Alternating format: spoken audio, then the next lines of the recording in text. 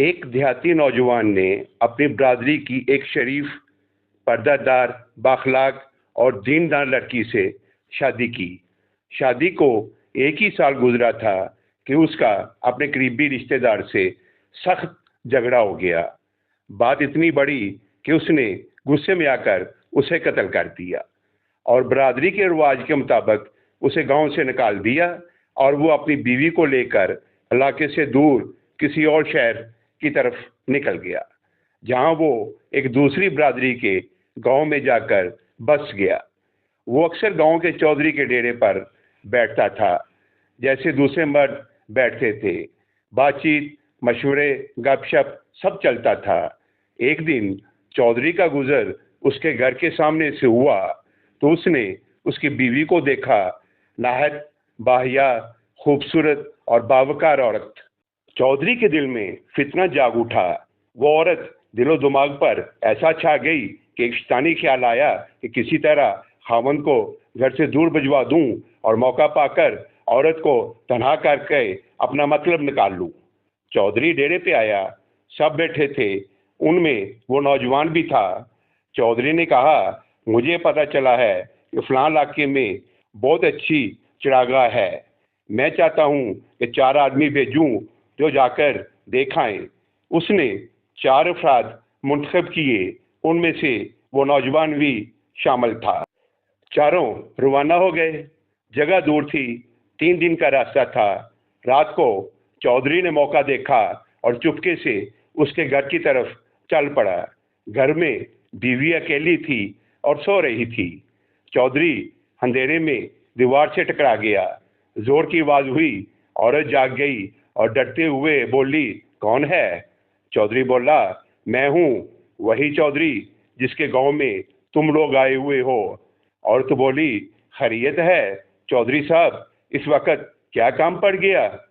चौधरी बोला, जब से तुम्हें देखा है दिल बेचैन है।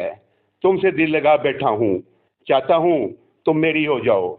औरत ने पूरे वकार से जवाब दिया, ठीक है, अगर वाकई ही तुम चाहते हो तो पहले मेरे एक सवाल का जवाब दो। अगर सही दिया तो फिर जैसा कहोगे वैसा ही होगा। चौधरी ने खुश होकर कहा, पूछो, हर शर्त मंजूर है।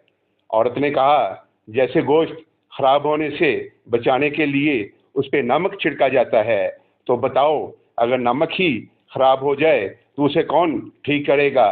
सोच कर आना, जल्दी नहीं है। चौधरी रात भर सोचता रहा मगर समझ न सका। अगले दिन डेरे पर सब लोग बैठे हुए थे तो चौधरी ने सबसे वही सवाल पूछा। हर एक ने अपनी समझ से जवाब दिया मगर चौधरी मुतमिन ना हुआ। डेरे में एक बुजुर्ग बैठे थे, बड़े समझदार, दीनदार और अकल वाले। वो खामोश रहे। जब सब चले गए तो वो बैठे रहे। चौधरी ने उनसे कहा, आपने क्यों जवाब नहीं दिया? बुजुर्ग बोले, मैं अकेले में बात करना चाहता था। ये सवाल दरअसल एक पुरानी हिकमत का शेर है। ए कौम के अक्लमंद लोगों, ए माशरे के नमक, अगर नमक ही खराब हो जाए तो उसे कौन ठीक करेगा? और अगर मैं गलत नहीं समझा तो तुमने एक बाइज्जत, बापर्दा और दीनदार औरत पर गलत नजर डाली, लेकिन उसने तुम्हें इज्जत दी, तुम्हें शर्मिंदा नहीं किया, ना ही तुम्हें बदनाम किया। बस एक सवाल करके तुम्हें तुम्हारे ज़मीर से टकरा दिया। वो कहना चाह रही थी, जब गोश्त खराब होता है तो नमक उसे बचा लेता है, लेकिन अगर खुद नमक ही खराब हो जाए तो फिर क्या होगा? यानी जब आम लोग बिगड़े तो चौधरी या बुजुर्ग संभालते हैं, लेकिन अगर खुद चौधरी बिगड़ जाए तो उसे कौन संवारेगा? ये सुनकर चौधरी का दिल कांप गया। शर्मिंदगी से सर झुक गया। आंसू निकल आए और उसने कहा, अल्लाह तुम्हें सलामत रखे।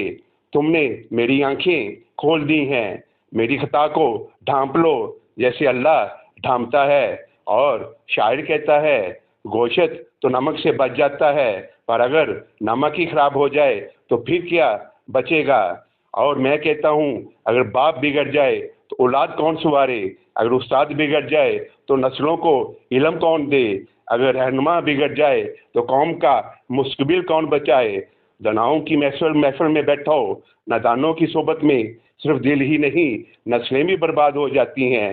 दुआ है कि अल्लाह ताला आप सबकी मुश्किलें आसान फरमाए, आमीन। इसी के साथ आपसे इजाज़त चाहता हूँ। अपना ख्याल रखिएगा और इस नाचीज़ को दुआओं में याद रखिएगा। अल्लाह निगहबान।